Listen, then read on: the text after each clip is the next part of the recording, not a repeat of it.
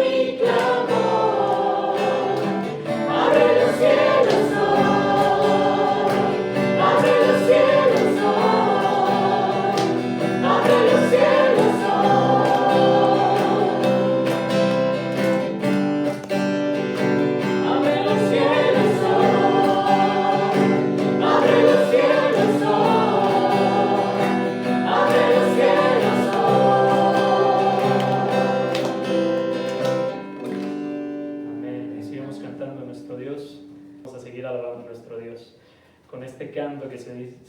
Se llama, al que me ciñe de poder. Vamos a cantar a nuestro Dios, mis hermanos. Al que me ciñe de poder, aquel que mi victoria es.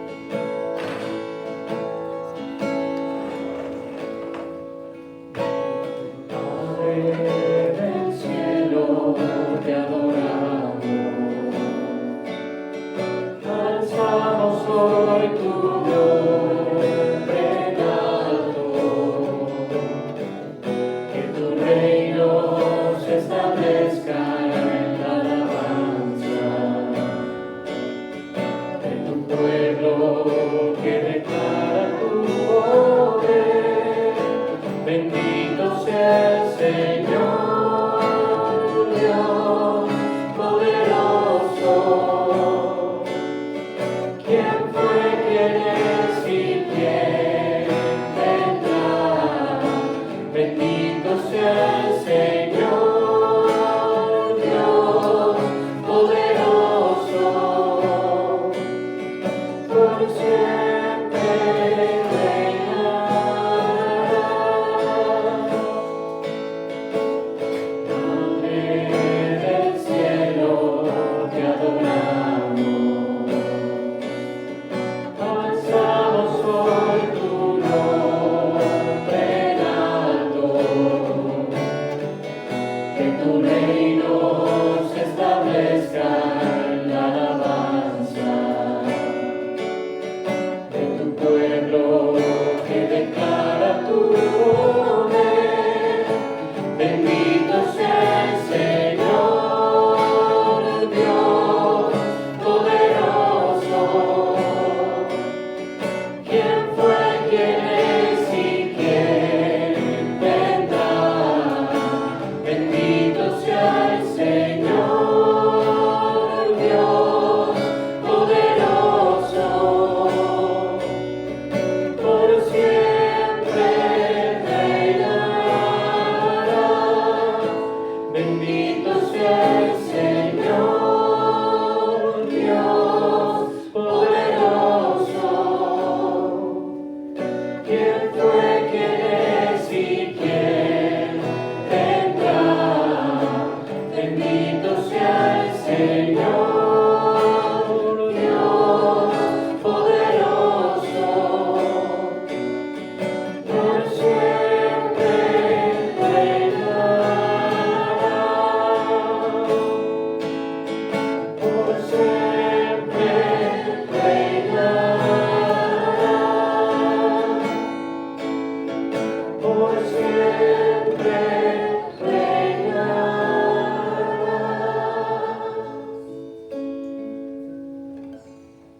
Amén. Y cantemos Aquí estoy, porque ante todo sabemos que nuestro Dios es bueno y es bondadoso y es poderoso, pero nosotros tenemos que responder ante Él. Y tenemos que responder con nuestras vidas, con nuestra entrega hacia Él. Así que en este canto, mis hermanos, entreguémonos a Dios en nuestra vida diaria, pero alabando como iglesia, entreguémonos a nuestro Dios. Cantemos.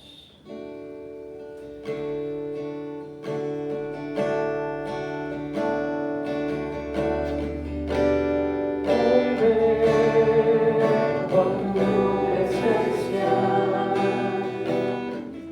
mis pecados están ocultos ante ti. Tú ya lo sabes todo y me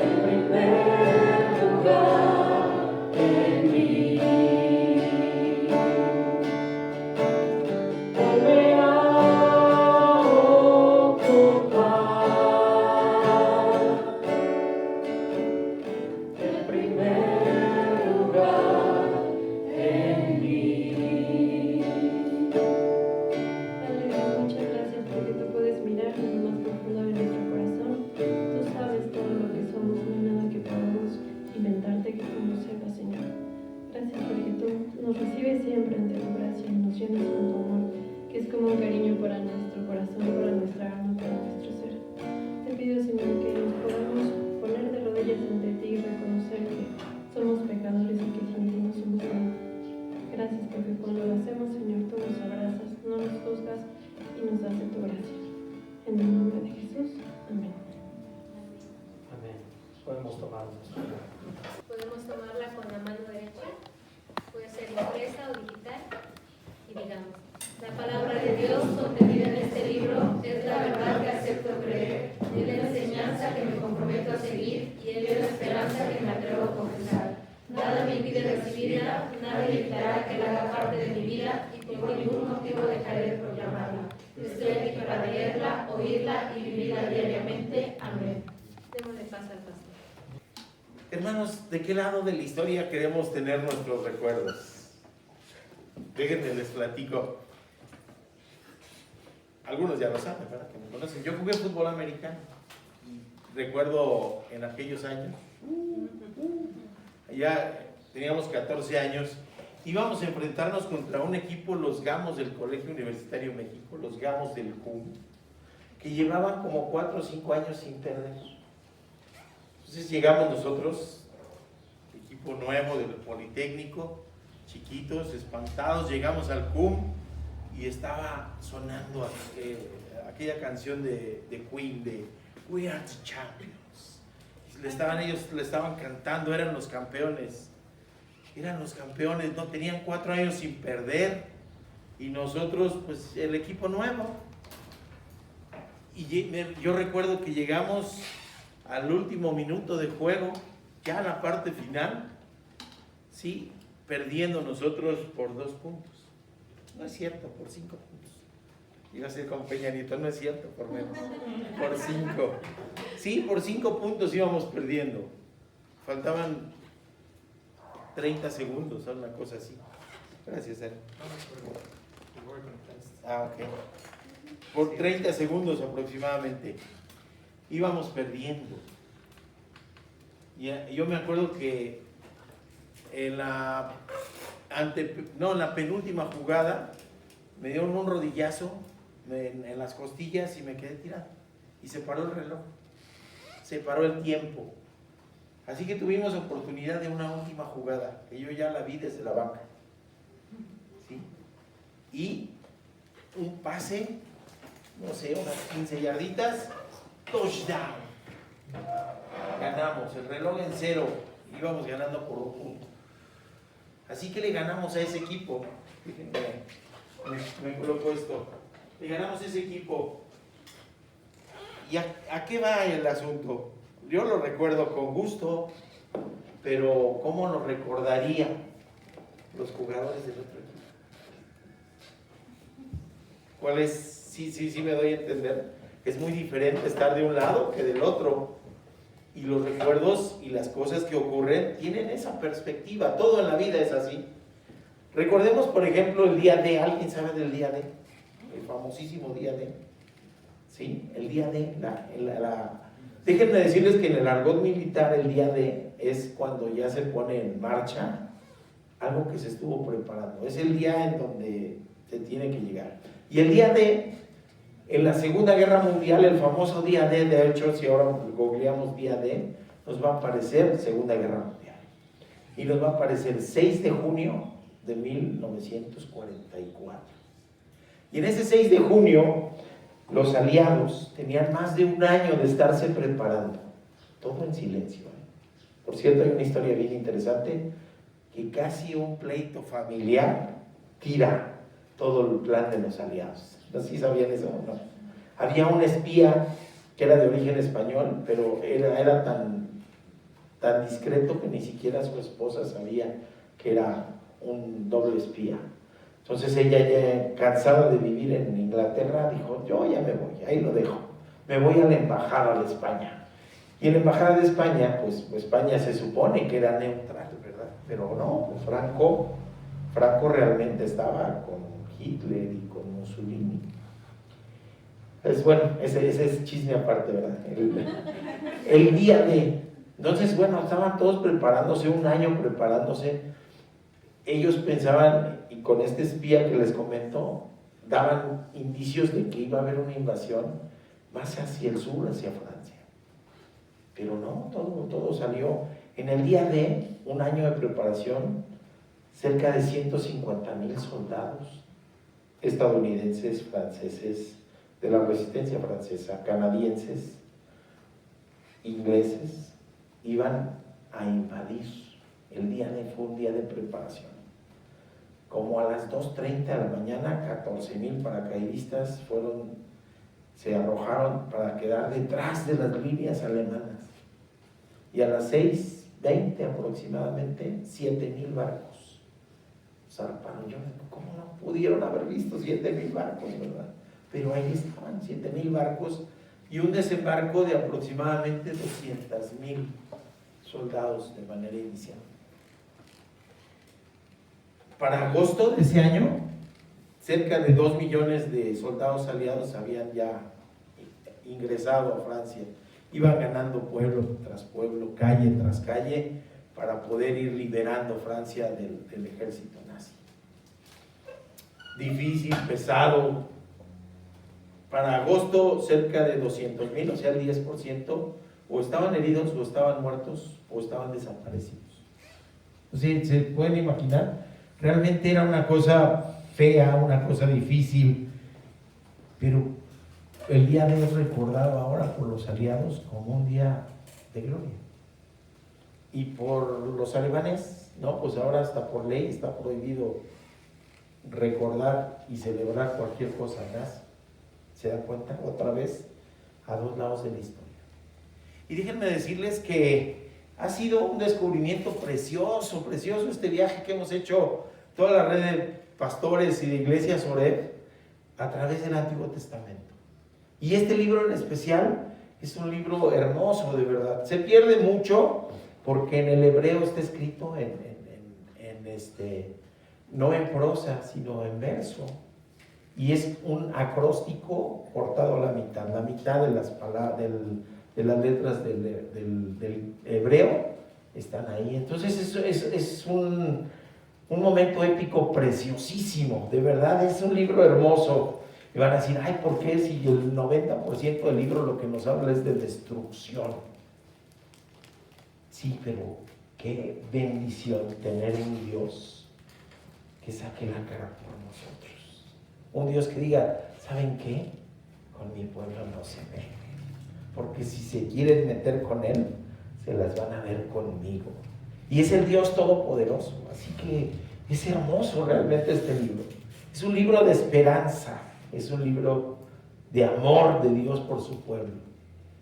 Y es una invitación a decirnos de qué lado de la historia quieres estar. Del lado de los que van a ser destruidos, del lado de aquellos que se niegan al gozo de la salvación, o del lado de los que de verdad son hijos de Dios. Vamos a orar para empezar. Esta es la pura preintroducción. Oremos. Padre bendito, te damos gracias, Señor, te damos gracias por tu palabra hermosa, porque es una palabra de esperanza, una palabra en donde tú nos has ido revelando, Padre, lo que tú quieres que nosotros conozcamos, y en este libro hay mucho que tenemos que conocer de ti, Padre bendito. Hay mucho que conocer de ti, también nos exhortas, también nos empujas y nos llevas a esto, Padre bendito, que nuestro corazón, que nuestra mente nos haga tomar una decisión para estar del lado que tú quieres que estemos, Padre, en el lado de la salvación, en el lado del remanente. Te damos gracias por esto, bendícenos, que sea tu voz la que se escuche hoy. Te lo ruego en el nombre, que es sobre todo el nombre de Cristo Jesús. Vamos a ver una introducción de Bible Project sobre el libro de Nahum.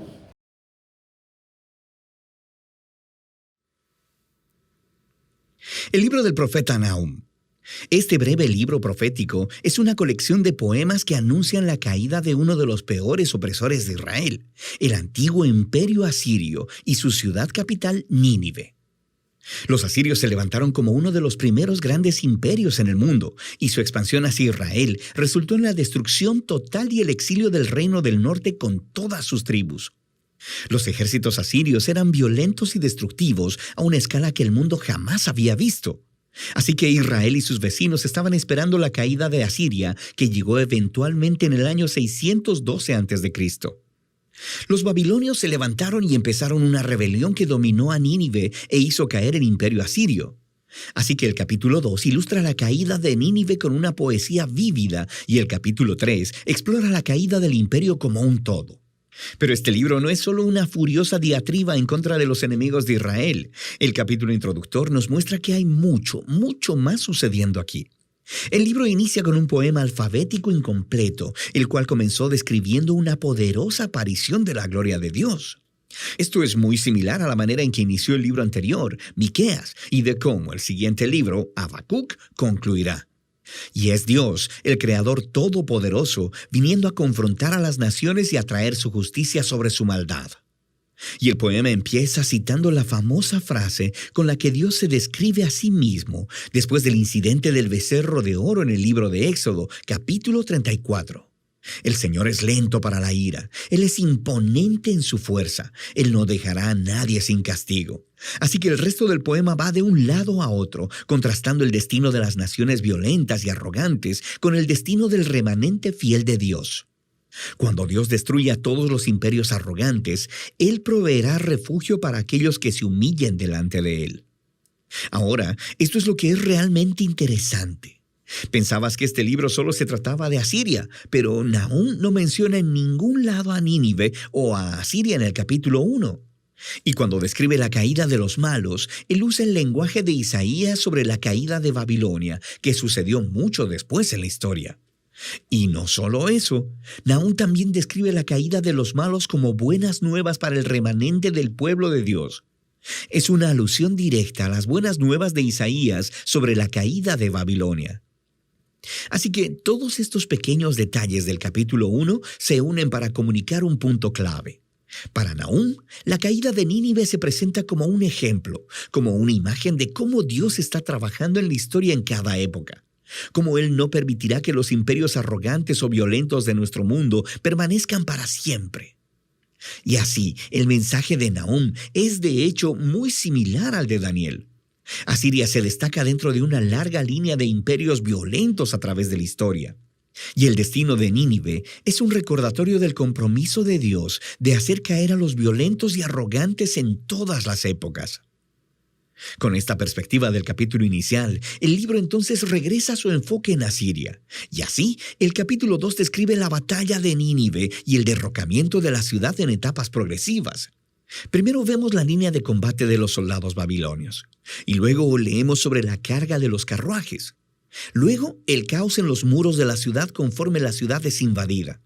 Luego, la matanza del pueblo de Nínive. Y luego, el saqueo de la ciudad. El capítulo 3 continúa describiendo los resultados de la caída de la ciudad para el imperio como un todo. Nahum inicia anunciando una desgracia sobre la ciudad que fue construida por sus reyes con la sangre del inocente. Es una imagen de cómo la injusticia estaba arraigada en el mismo sistema que hacía a Asiria tan exitosa. Pero su violencia ha sembrado las semillas de su propia destrucción.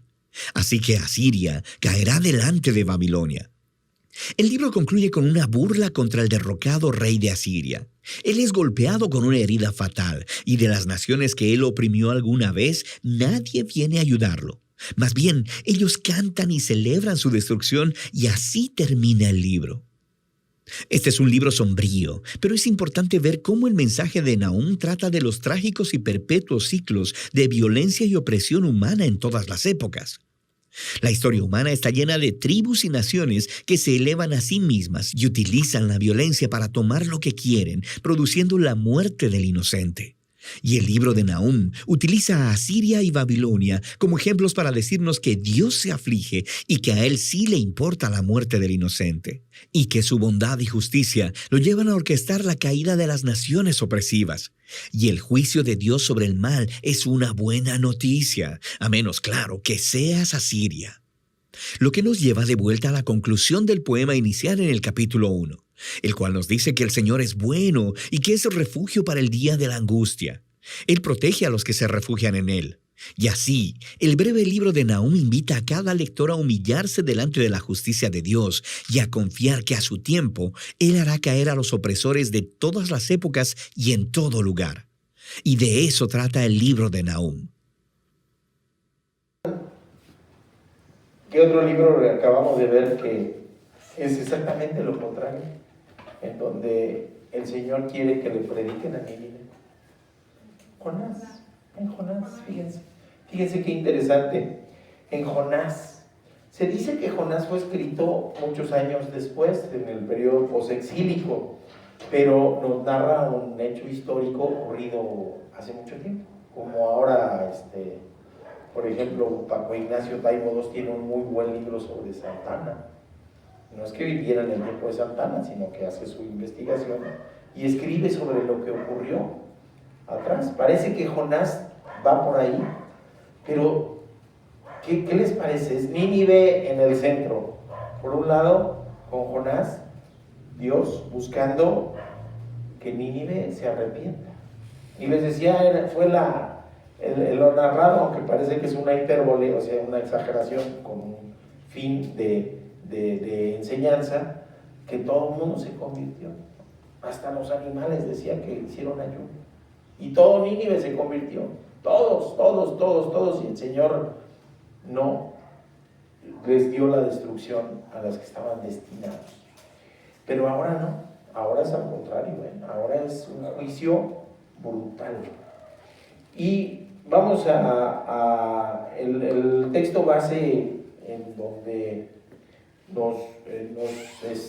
nos basamos es Nahum 1 del 7 al 9, pero en realidad vamos a revisar todo el libro, es pequeñito, son 3 capítulos.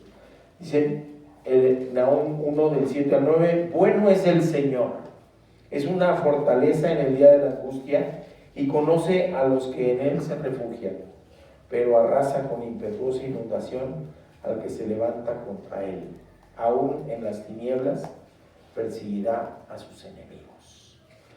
Entonces, bueno, tomamos el primer párrafo para nombrar el sermón. Bueno es el Señor.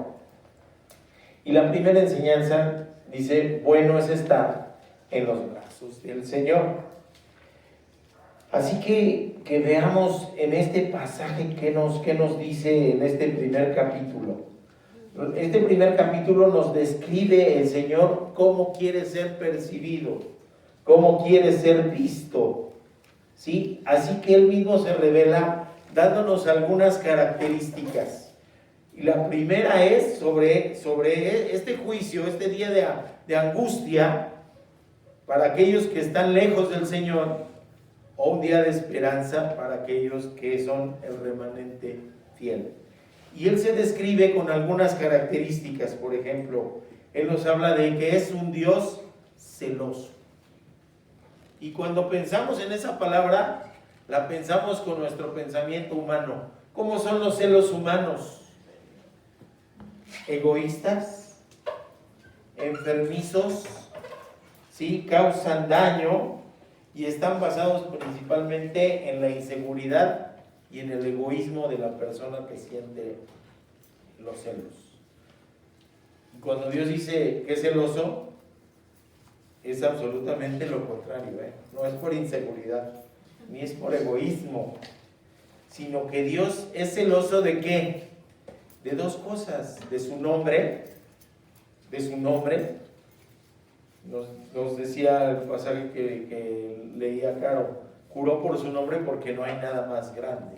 Y su nombre le describe. Así que es celoso de su nombre y también es celoso de su pueblo, del pueblo que Él creó. Y ha sido sometido a barbarie, ha sido sometido a masacres, a saqueos, a violaciones a las mujeres, asesinato de los niños, con una crueldad que no se conocía. Y aquí lo que está haciendo el Señor es, oye, con mi pueblo no, porque te las vas a ver conmigo. Así que el remanente fiel es beneficiario de los celos del Señor, ¿sí? No está basado en el egoísmo, ni en la maldad, ni en el deseo de causar daño, sino en el deseo de protección de su pueblo. sus celos son por amor. Fíjense, no todos los celos son por amor, los humanos no, porque a veces se toma de pretexto para agredir y para violentar. Y entonces, ¿dónde está el amor? No, el celo del Señor está basado en el amor a su pueblo y ha decidido vengar lo que han padecido a los asirios. Es un Dios entonces que cuida a su pueblo. Esto nos lo relata Nahum. Recuerdan que hemos estado también hablando de una herejía que anda circulando por ahí de un cantante pseudo cristiano que su última conferencia es: Dios nos ha abandonado. Y lo llevan por un lado y lo llevan por otro lado y les aplauden, pero aquí está. El Señor nunca nos ha abandonado. El Señor está atento, el Señor es fiel. Él sí nos ama y Él sí puede decir: oye, no te metas con mi pueblo porque te las vas a ver conmigo. Y es terrible eso, ¿verdad? El Señor cuida de su pueblo y ya no va a tolerar más agravios.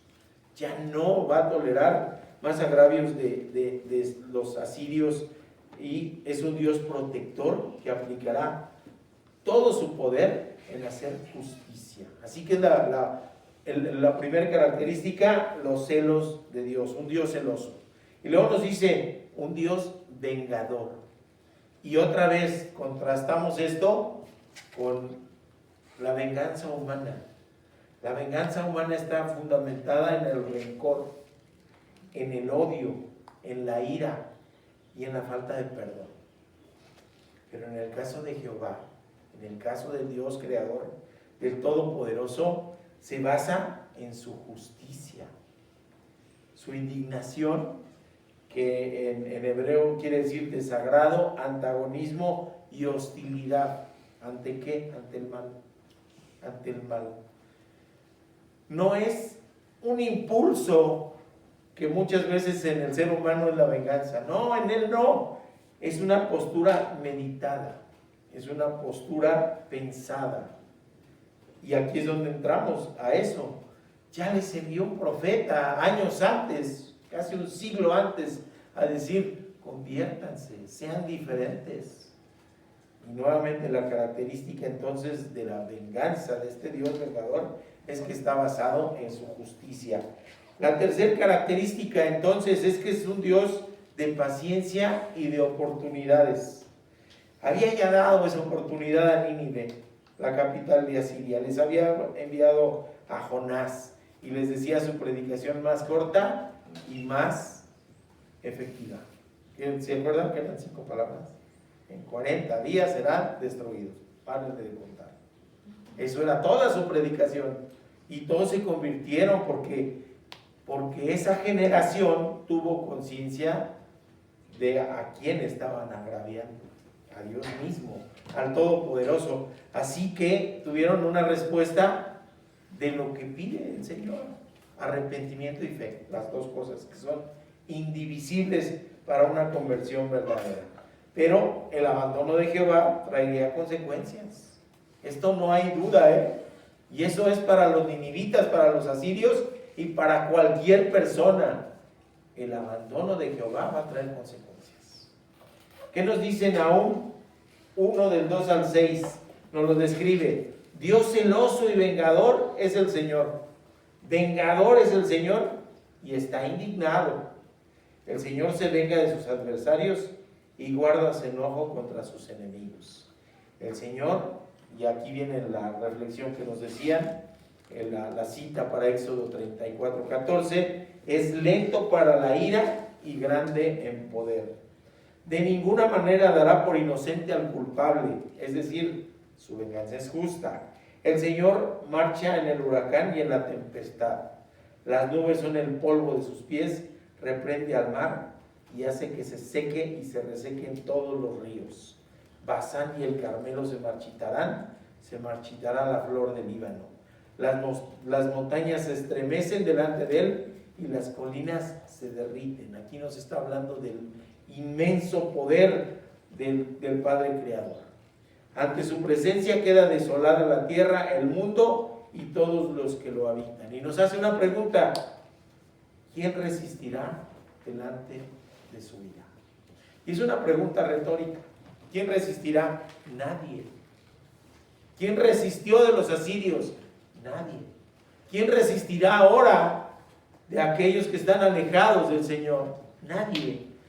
¿Quién quedará en pie ante el furor de su enojo? Su ira se vierte como fuego y se desmenuzan las peñas delante de él.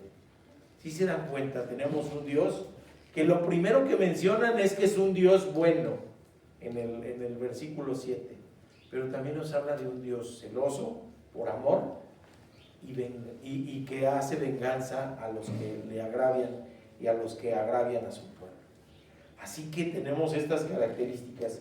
Por eso, y nos vamos a la segunda enseñanza, es bueno estar en el refugio en el día de la angustia.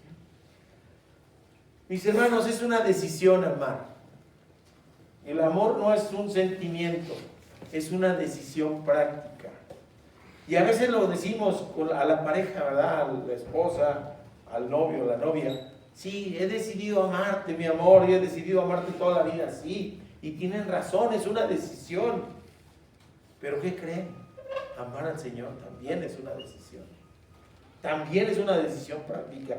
No es el impulso de levantar la mano a veces por la emoción en algún evento religioso, ¿sí? Sino es una decisión meditada, pensada y que debe de convertirse en una manera de vivir, en una manera práctica de existir, en donde si decidimos amar al Señor, entonces se debe notar que esa decisión es el eje central de nuestra vida.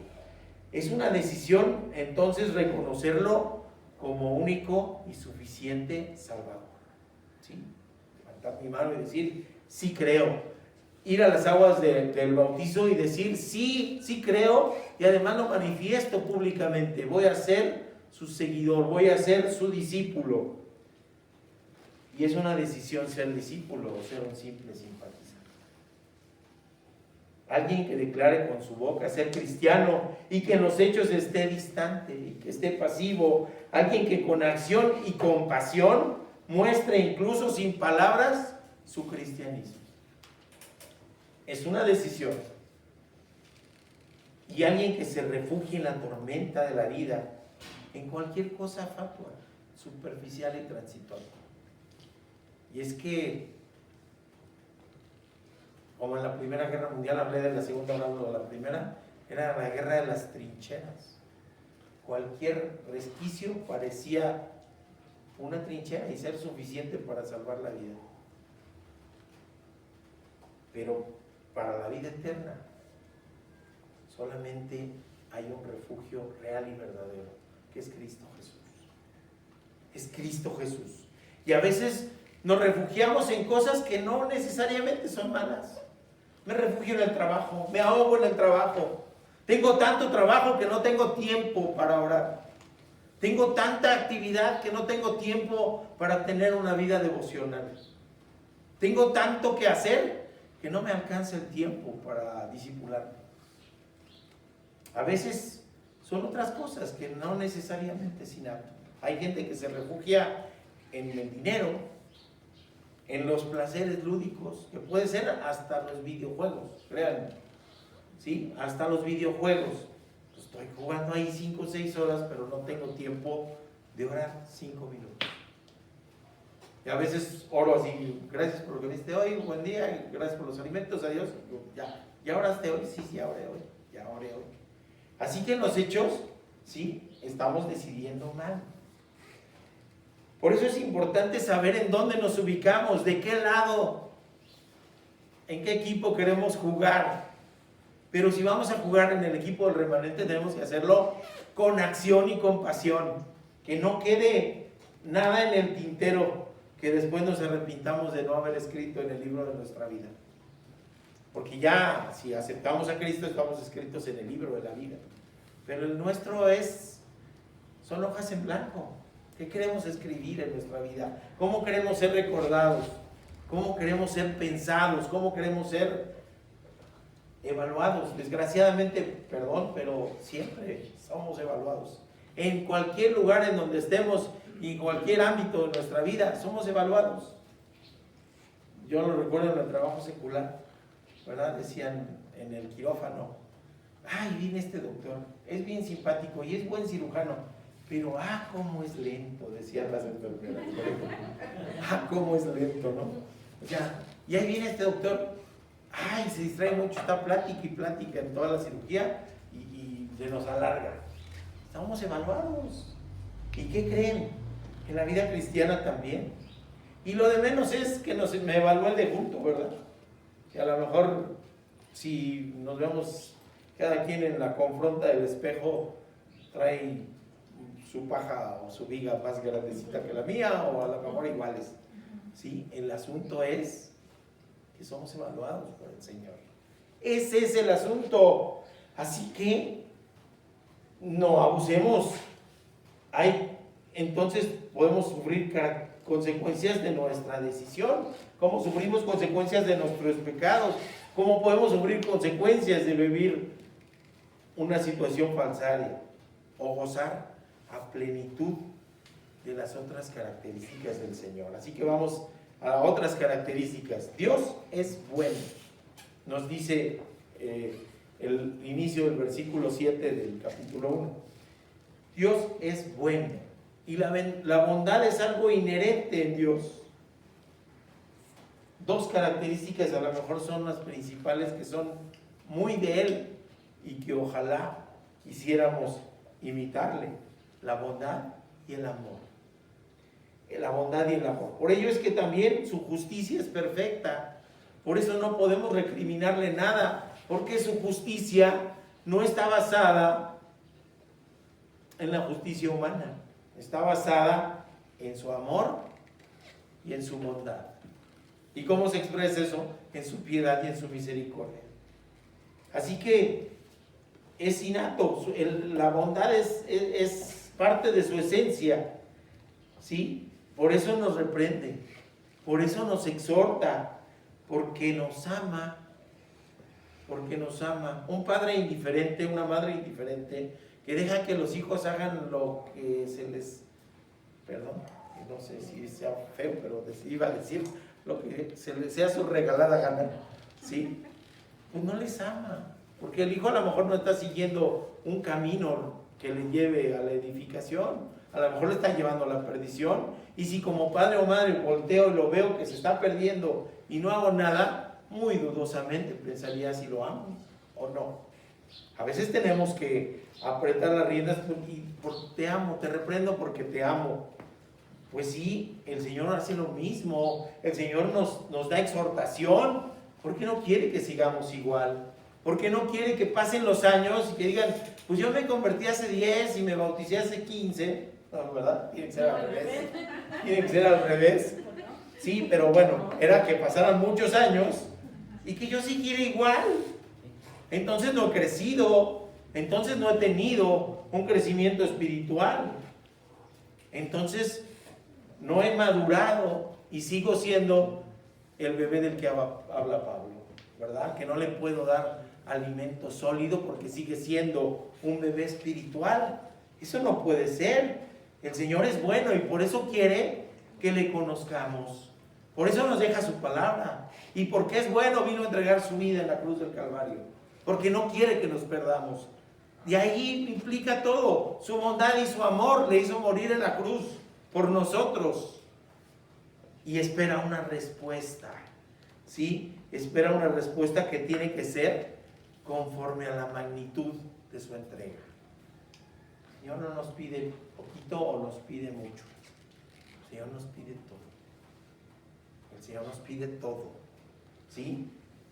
Porque entonces tenemos que ser acordes a su entrega. Y si nos hizo a su semejanza, tenemos que entregarnos todo, todo, que no va a ser ni la infinita parte de lo que Él hizo por nosotros, ¿verdad? Pero es todo lo que podemos dar. Me encanta la canción esa del niño del tambor, ¿no? El niño llega, no tiene que regalarle, pero va y le entrega su canción y es suficiente, porque es todo lo que tiene. Eso es lo que nos está pidiendo. Así que el Señor es bueno y también es el único porque está provisto de perdón y de redención y de salvación. Si nos juzgara como juzga a los asirios, estaríamos fritos, estaríamos perdidos. Hay una imagen que me gusta mucho de un pollito y de un huevo frito. Y le dice el pollito al huevo: te lo dije, hermano, sin Cristo estamos fritos. Sí. Me encanta esa imagen porque es real. Sin Cristo estamos fritos. Eso es la realidad. Por eso nos da perdón, por eso nos da redención y por eso nos da salvación. ¿Por qué? Porque es bueno, porque nos ama. ¿Ok? Así que la máxima expresión de su bondad, de justicia y de su amor es Cristo Jesús. ¿Qué más nos dice? Dios es fortaleza. Y aquí tenemos que ver de qué lado del equipo estamos. En el día del juicio, en el día puede ser un día de dolor, de angustia, y nos dice la palabra de Dios, de llanto y de crujir de dientes. Un día de desolación, o puede ser un día de esperanza, un día de victoria, un día de gozo de la gloria de Dios. Ese día decisivo, ese día especial, no sabemos cuándo ha de llegar. También está muy de moda ahora, con la guerra en el Medio Oriente, decir señales del fin del mundo, prepárense para el rapto. ¿Sí? No, es potestad del Padre, potestad del Padre. Guerras como esas en toda la historia ha habido, terremotos como esos en toda la historia ha habido, ¿sí? Desastres naturales en toda la historia ha habido. ¿Cuándo va a ser? No sabemos, entonces tenemos que estar preparados. Nos dicen como esperando al ladrón de la noche, ¿verdad? No vamos a estar en vela todas las noches, pero sí tenemos que vivir de una manera acorde, que si el Señor se presenta hoy podamos decir: Padre, di lo que estaba en mí para hacerlo. ¿Sí? Ya tú me juzgarás. Y entonces ese día, que aquí dice día de la angustia, puede ser día de esperanza, porque el remanente fiel tiene abogado, porque Cristo ya pagó por nosotros en la cruz del Calvario. Por eso nos dice en Nahum 1:7, bueno es el Señor y es una fortaleza en el día de la angustia. ¿A quién me acojo? ¿A las cosas fatuas, transitorias, terrenales, o a la verdadera fortaleza que es Cristo Jesús? Y luego dice en el 8, porque arrasa con impetuosa inundación al que se levanta contra él, y aún en las tinieblas perseguirá a sus enemigos. Y esa es la tercera característica, ¿sí? Que no hay ningún lugar en donde aquellos que son sus enemigos se puedan refugiar. Y la otra parte que me encantó, me fascinó esto, creo que es la parte medular de estos versículos. Y dice: Dios conoce a los que en Él se refugian. Y fíjense dónde hace el énfasis el profeta. No es que nosotros conozcamos a Dios, no es que nosotros digamos que confiamos en Dios, sino que Él conoce a los que en Él se refugian. Fíjense, Él escudriña nuestro corazón, nuestra mente, nuestros pensamientos. Él sabe de verdad si Él es nuestro refugio o si solo decimos que es nuestro refugio y nos refugiamos en otra cosa. Él lo sabe, Él lo conoce, ¿sí? Y no al revés. Conocemos de Dios. ¿Qué conocemos de Dios? Una parte infinitesimal, y lo que Él ha querido que conozcamos de Él. Eso es lo que conocemos de Dios, ¿sí? Así que nos invita ¿a qué? A conocerle más. ¿Cómo? Una vida devocional, otra vez, leyendo de su palabra, congregándonos, no dejándonos de congregar, como dice la palabra de Dios, estudiando de su palabra y viviendo de su palabra, ¿ok? Es un remedio para la simulación y la apariencia esto. Si Dios conoce a los que en Él se refugian, nosotros podemos simular, podemos aparentar, y podemos ser como aquella señora de la canción esa de, ¿cómo se llama guatemalteco? Que canta bien feo. Sí. No, sus canciones, ¿cuál? De Arjona, ¿verdad? Que dice, aquella señora que iba toda la iglesia y les ponchó 1000 pelotas. ¿Sí me explico? Una falsa piedad. Podemos simular, podemos aparentar, podemos todo, pero ¿qué creen? Él conoce a los que en Él se refugian. Híjole, qué interesante, ¿no? Así que podemos decir, el Señor es mi Señor, sin palabras con nuestra vida, o podemos gritarlo a los cuatro vientos y no vivirlo. Pero Él sabe quiénes tienen en Cristo Jesús a su refugio y su fortaleza. Por eso es importante que escudriñe nuestro corazón y nuestra mente. Él sabe quién es el que se refugia verdaderamente en Cristo y quienes buscan refugio en dioses, así de minúscula y entre comillas, falsos. Los que ustedes piensen tienen razón. La cuarta característica, Dios es poderoso. Acabamos de ver desgraciadamente con estos hechos de la naturaleza cómo arrasó completamente el huracán. Cosas muy conocidas, cosas que en lugares donde hemos caminado, donde hemos estado, donde hemos pasado algún tiempo, nos da tristeza porque ahora los vemos en imágenes que ya no existen. Bueno, y si esto fue poderoso, imagínense el poder del Creador del universo. Es infinito. ¿Qué cosas podemos pensar del conocimiento humano que puedan tener más energía que esto? La explosión del Big Bang. Alguien tuvo que prender la mecha, ¿sí? Las supernovas, los agujeros negros, ¿sí? Pues Dios es infinitamente mayor que cualquier cosa. Ese es su poder y ese es el Dios que le está diciendo a los asirios: con mi pueblo no te metas. Y eso nos debe dar esperanza. Eso nos debe dar esperanza. Por eso Nahum 1, del 9 al 10 dice: ¿qué traman contra el Señor? Él arrasará y no tomará venganza 2 veces de su enemigo. No va a llegar el enemigo a la segunda vez. A eso se refiere. Con la primera, te aplacas o te aplaco, dice el Señor. ¿Sí? Aunque vivan reposadamente y sean muchos, todos serán cortados y pasarán. Esta es la versión 2015, ¿eh? Aunque yo te haya afligido, no te afligiré más. Simple y sencillamente porque ya no van a estar. Y luego dice: la casa de tu Dios destruiré, los ídolos y las imágenes de fundición, y los convertiré en sepulcro porque fuiste vil. Imagínense el Señor diciendo esto. No quisiera estar de ese lado de la historia. Quinto, Dios es fuente de esperanza. Escuché en esta semana un predicador que le pone a cada uno de los profetas el nombre de el Evangelio de. Y este predicador le puso así: el Evangelio de Nahum. ¿Qué es el Evangelio? Lo hemos visto ahora en las clases de Venid y Ved.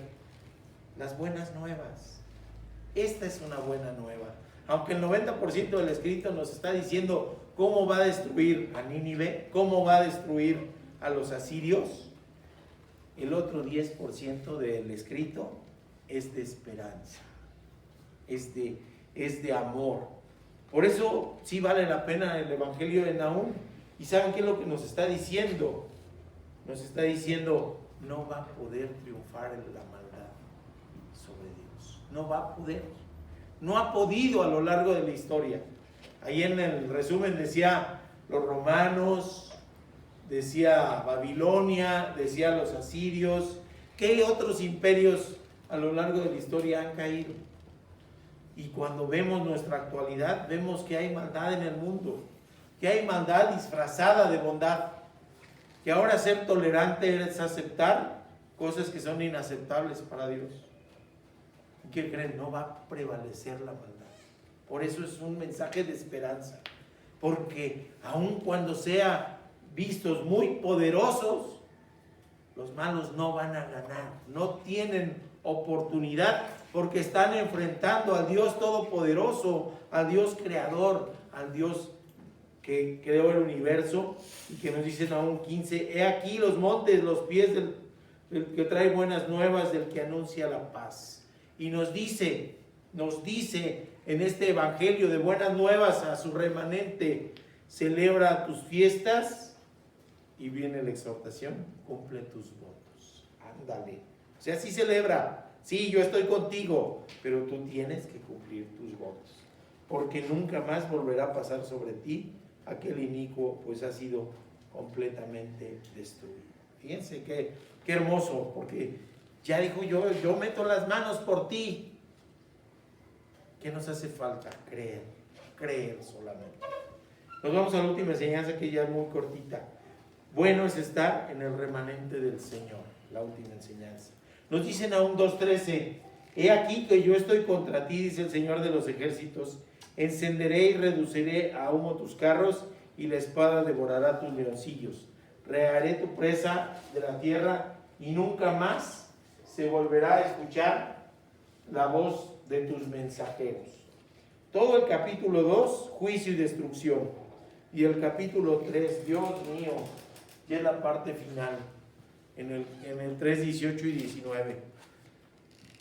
Les dice a los asirios y al rey, se han dormido tus pastores, oh rey de Asiria, han reposado tus valientes. Tu pueblo se ha dispersado por los montes y no hay quien los reúna.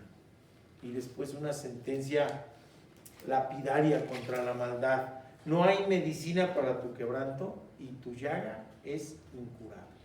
¿Se imaginan? ¿Se imaginan? Una llaga, el dolor, el ardor en la carne y decir, tu llaga es incurable. Todos los que oyen tu fama aplaudirán a causa de ti, porque sobre quién no ha pasado de continuo tu maldad. Así que, mis hermanos, entender de qué lado estaremos en el juicio, en el día de la angustia, o estar en la seguridad, la paz y el consuelo o el refugio que solo es posible con Cristo Jesús. Viviendo la palabra, amando su palabra, buscando consuelo en su palabra y poder ir comprendiendo a cabalidad quién es ese Dios amoroso y a la vez todopoderoso. ¿Cómo es Dios? ¿Y qué nos ofrece Dios? Dice el Paz, hasta por conveniencia conviene ser cristiano. Sí, tiene razón. Porque este Dios todopoderoso, por su pueblo remanente fiel, va a dar la cara. Él es el que va a luchar. Él es el que va a hacer justicia. Y su justicia y su venganza están basados en la bondad. ¿Qué nos ofrece? Vida eterna. Nos ofrece sustitución en el juicio. Nos ofrece redención. Nos ofrece salvación. Es más, nos ofrece estar en la familia de Dios. Ser parte de ese pueblo que actúa y que Él se indigna si es maltratado y nos da esa absoluta y completa seguridad de que el mal no va a triunfar, de que nunca ha triunfado y que ahora como entonces no va a triunfar, ¿sí? La maldad, así parezca poderosa, no tiene posibilidad de triunfar ante la bondad, la misericordia y el amor de Dios expresado en nuestro Señor Jesucristo. Ser parte de ese remanente es la más grande y la mayor bendición. El desafío, mis hermanos, es eso. Conozcamos verdaderamente quién es Dios. Entreguemos verdaderamente nuestra vida. Disfrutemos a plenitud de lo que Él nos da. Vivamos por Él y para Él y gocémonos de tener un Dios celoso que cuida a su rebaño. Oremos, mis hermanos. Padre bendito, gracias te damos, Señor. Gracias por tu palabra, por esta esperanza, por este redescubrimiento que estamos haciendo de tu palabra, Señor. Ha sido un viaje hermoso el que hemos tenido este año, conociendo más a detalles del Antiguo Testamento, Padre bendito, y nos vamos preparando para ese momento de dicha de que celebramos tu nacimiento, tu encarnación y la mayor expresión de tu amor y de tu gracia hacia nosotros. Te damos gracias, Señor, por haber estado aquí reunidos y te pedimos, Padre, que nos bendigas y nos guardes, que nos sigas hablando, Señor, que esta palabra no caiga en terreno infértil, Señor, sino que se anide en nuestro corazón y que nos anime a dar frutos. Te lo pedimos en el nombre de Cristo Jesús. Amén. Nunca abandonaremos a nuestro Dios, jamás seguiremos a otros dioses.